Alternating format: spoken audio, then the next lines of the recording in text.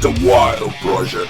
Tú has estado también, bueno, además de Lucas, en cientos de países, pero has estado en unos conflictos que fueron terribles y que fueron muy cerca de donde estamos, de España, y que fueron en Europa. Que parece, ¿no?, que las guerras ahora siempre las vemos en África, las vemos en América Latina o en Oriente Medio, pero en los Balcanes hubo unos conflictos que son reconocidos como de los más sangrientos de los últimos años y que tú has estado ahí. Unas fotos que algunas no las podemos poner porque son terribles. ¿Cómo fue el tema de tu experiencia personal en los Balcanes, en la antigua Yugoslavia?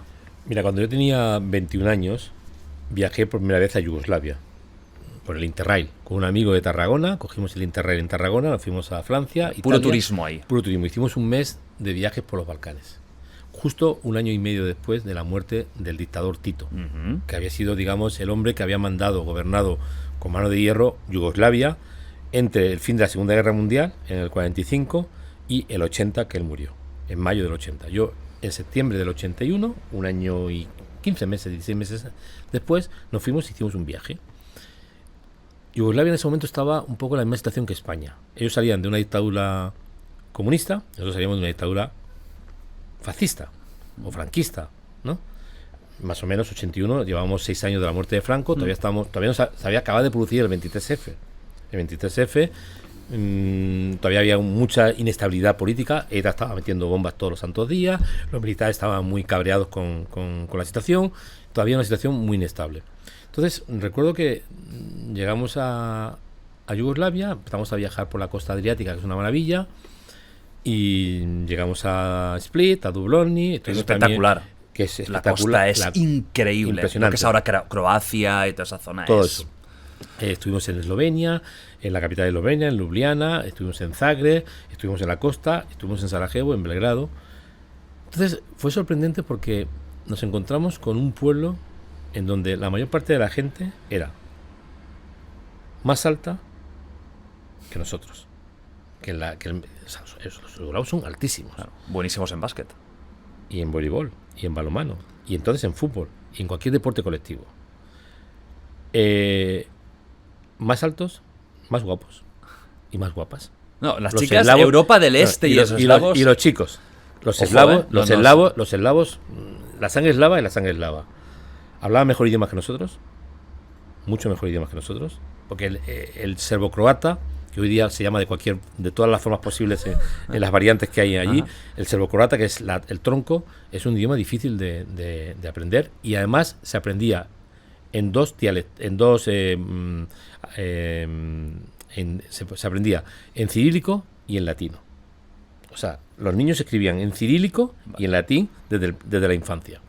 Con lo cual, para ellos estudiar alemán, inglés, español, catalán, era una risa.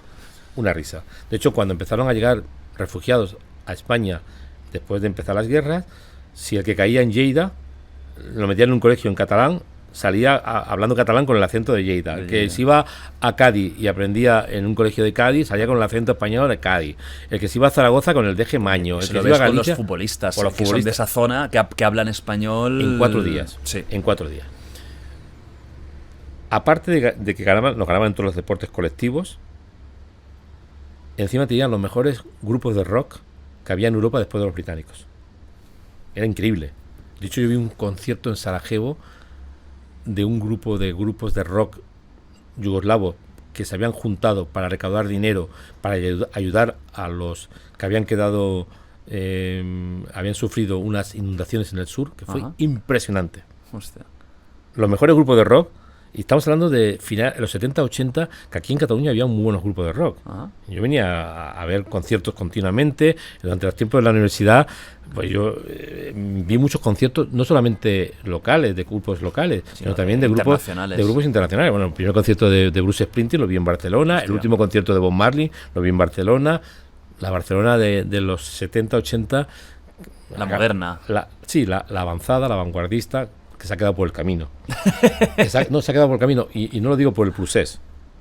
Lo he dicho también porque en los últimos 20 años se ha apostado por un turismo brutal. Sí. Y se ha dejado a un lado toda la parte más cultural que yo amaba profundamente Barcelona. Yo iba a Madrid, me reía mucho de los madrileños y decía, la cultura es Barcelona. Caminar por las Ramblas. Bueno, hoy en día con el COVID no, pero Sí, antes daba hasta asco, porque es que no podías ni moverte. Imagínate.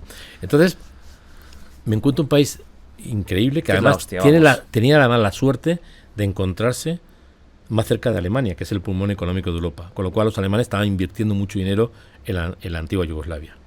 Y 10 años después, Ese es el infierno. todo salta en 1000 pedazos. Bueno, el año anterior al inicio de las guerras balcánicas, en el 91, el año 90, el verano del 90, hubo 10 millones de turistas en Yugoslavia, sobre todo en la costa adriática, que estaba haciendo fuerte competencia a la costa española. Sí, es que... Porque los precios eran mejores, más baratos, y la calidad era mejor.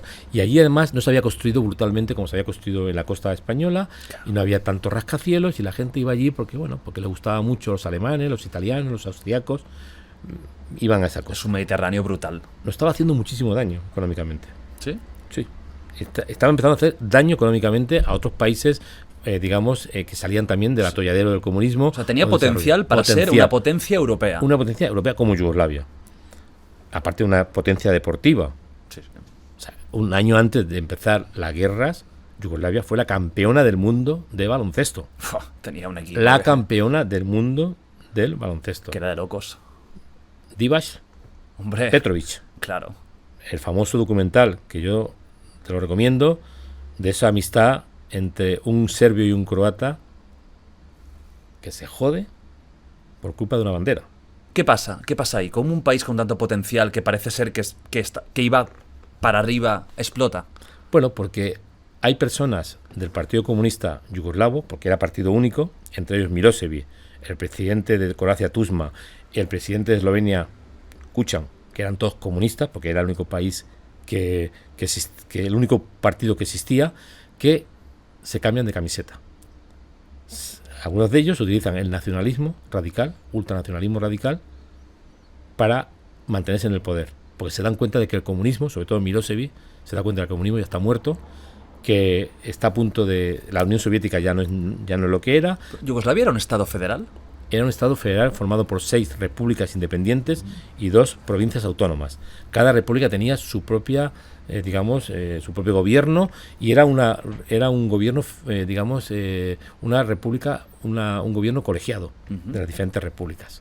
Había mucha independencia entre las un poco como Estados Unidos, pero sí, un poco más pequeño. Exactamente. Entonces, Tito era el dictador. Tito no era ni de la OTAN, ni del Pacto de Varsovia. Había formado parte del movimiento de países no alineados y había creado el movimiento de países no alineados, y además había armado hasta los dientes Yugoslavia porque se temía que algún día le pasase a Yugoslavia lo que le había pasado a Checoslovaquia o le había pasado a Hungría, que los tanques soviéticos pudiesen entrar. Y había formado lo que se llamaba la defensa territorial, donde había armas para todo Dios. O sea, la gente tenía armas, sabía dónde tenía que acudir a coger su arma en caso de que hubiese una emergencia. Entonces empiezan las tensiones entre sobre todo croatas y serbios, hasta que llega un momento en que el gobierno que había, que era un gobierno para tomar decisiones colegiadas, se acaba bloqueando, ya no hay manera de ponerse de acuerdo en nada, y hay una serie de repúblicas, entre ellas Croacia y Eslovenia, o Eslovenia primero y Croacia después, que deciden independizarse. ¿Esas tensiones eran históricas o nacen en ese momento? Ya eran históricas. Eran históricas. Hay que tener en cuenta que los Balcanes era la frontera donde donde se encontraba y se enfrentaba el Imperio Austrohúngaro y el Imperio Otomano. Y en los lugares de frontera, muchos de los soldados son mercenarios, que están aquí o están allá, y luchan aquí y luchan allá. Luego había un problema también importante: había católicos y ortodoxos, y eran, de diferentes concepciones cristianas.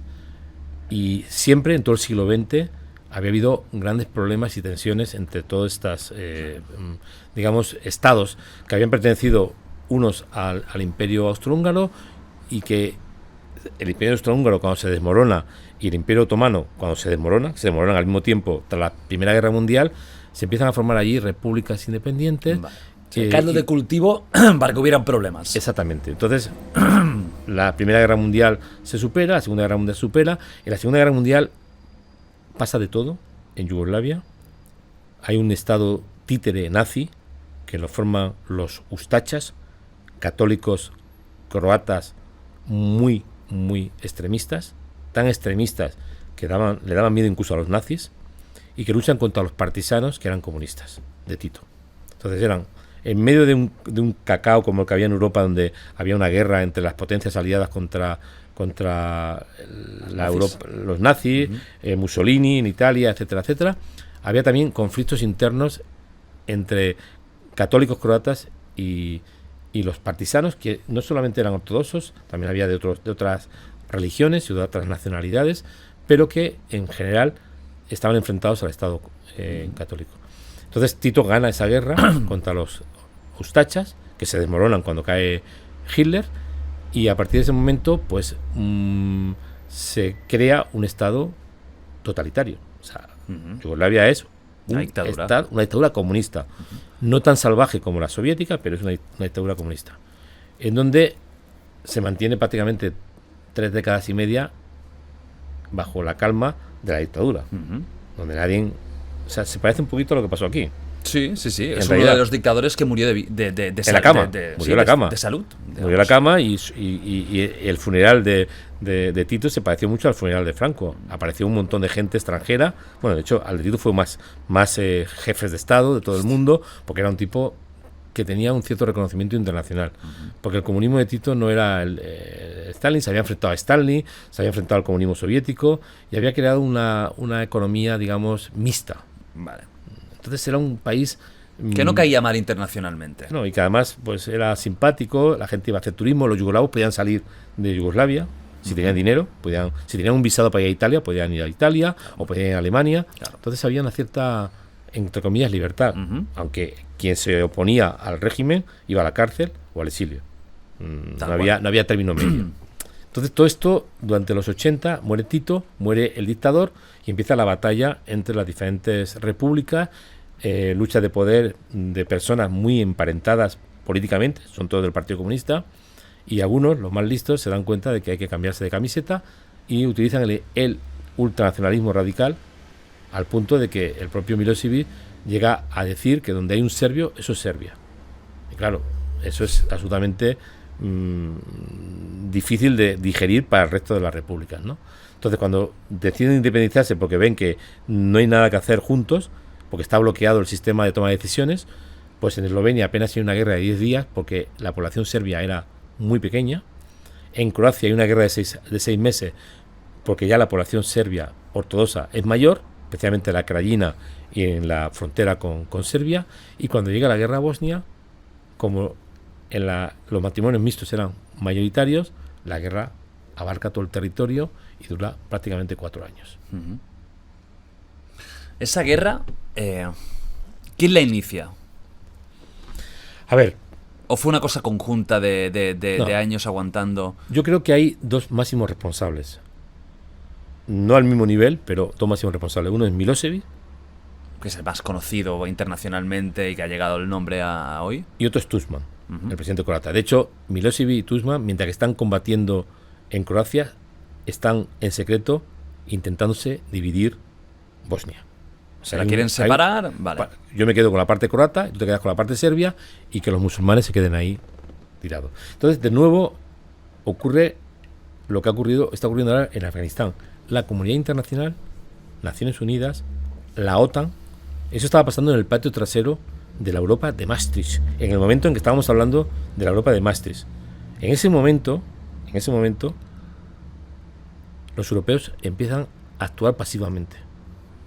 En vez de pegar un puñetazo encima de la mesa y decir no vamos a permitir aventuras en Europa, ni vamos a permitir aventuras por parte de los radicales, ni vamos a impedir que se generalicen los conflictos, ellos miran hacia otro lado y cuando quieren actuar, ya no hay nada que hacer. O sea, tú eres que tenían que haber actuado al principio de todo, la OTAN ahí, y Miros había dicho que sea a la cárcel, o exiliados, o... Hubo momentos en los 80, 88, 87, 88 y 89 sobre todo, donde se veía venir que la tensión estaba subiendo de nivel a una marchas forzadas.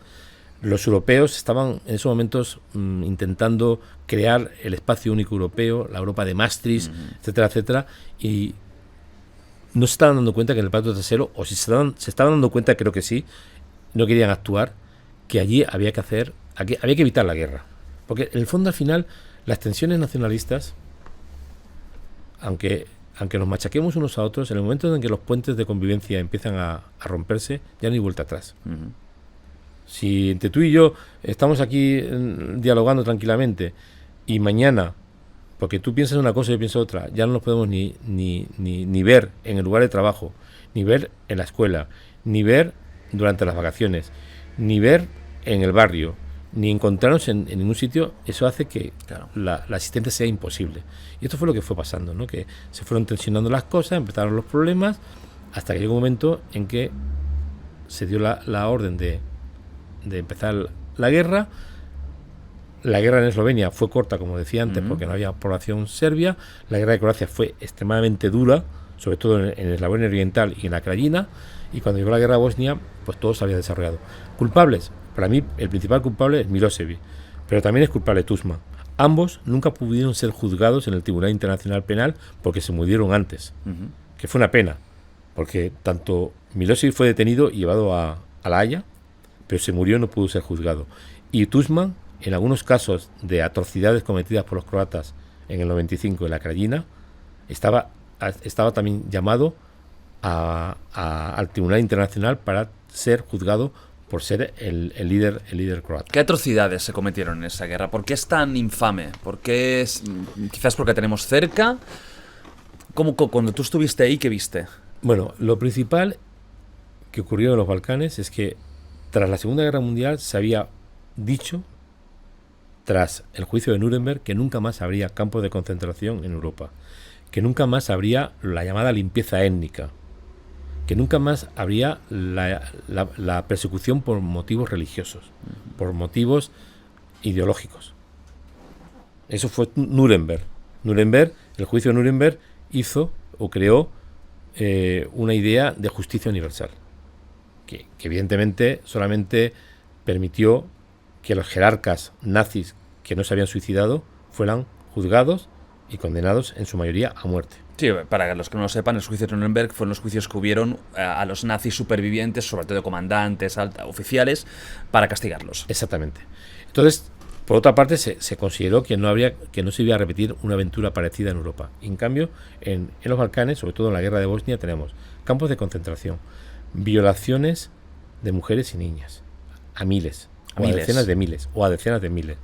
Tenemos ejecuciones extrajudiciales, tenemos persecución, no por motivos étnicos, porque los musulmanes, los católicos y los ortodoxos son todos de la misma etnia, son eslavos, pero sí por motivos religiosos.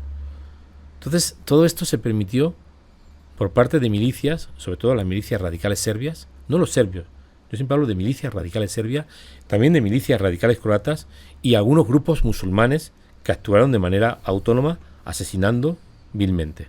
Se permitió en el patio trasero de la Europa de Mástis. Claro. Esto fue chocante, brutal y hasta unos niveles tremendos. Y además, para más Inri, con la mejor cobertura de prensa que se ha podido hacer en todos los conflictos que yo he conocido desde que tengo uso de razón periodística.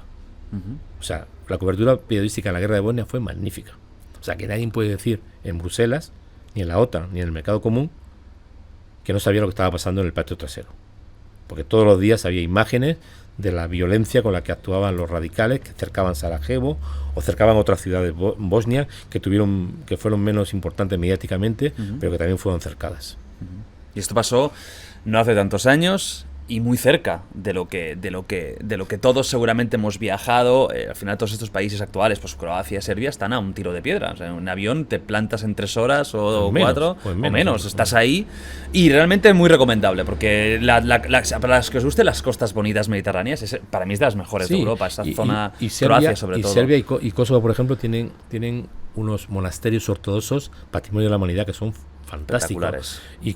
Y Bosnia tiene unos paisajes naturales preciosos. Eslovenia, bueno, los osos del Pirineo son de Eslovenia, por ejemplo, ¿no? Y Croacia. Bueno, Croacia se grabó Juego de Tronos. Sí, en alguna zona de Dubrovnik, por ejemplo. Exactamente. Y Montenegro, incluso Macedonia, que es un país más interior, también es un país muy interesante. O sea que realmente la antigua Yugoslavia es muy interesante. Para mí el problema grave es que todo esto ocurre en un momento muy triste, teniendo en cuenta lo que estaba pasando en Europa. O sea, en 92 tenemos las Olimpiadas de Barcelona. Sarajevo había sido capital olímpica de los Juegos de Invierno del 84. Estamos hablando de la Europa unida. Sí, que era un momento como de paz, de decir, oye, ya está. De mejora. 2 guerras mundiales. Claro, ¿no? Y vamos de repente a ir juntos. miramos hacia otro lado y dejamos que todo esto se pudra hasta unos niveles brutales. Y además, lo más desgraciado de todo este tema es que, verdaderamente, yo creo sinceramente que había capacidad por parte de la OTAN y por parte de la comunidad internacional de poner fin a los diferentes capítulos bélicos.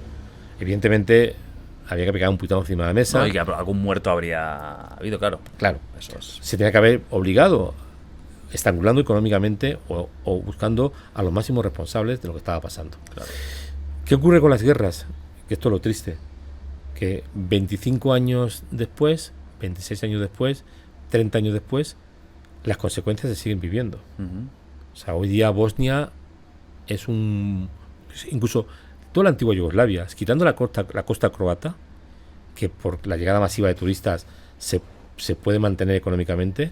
Serbia está hundida económicamente, Macedonia está hundida, Kosovo está la mafia en el poder, Montenegro, la costa aún, pero el resto, claro. Bosnia es un estado fallido, un desastre de estado.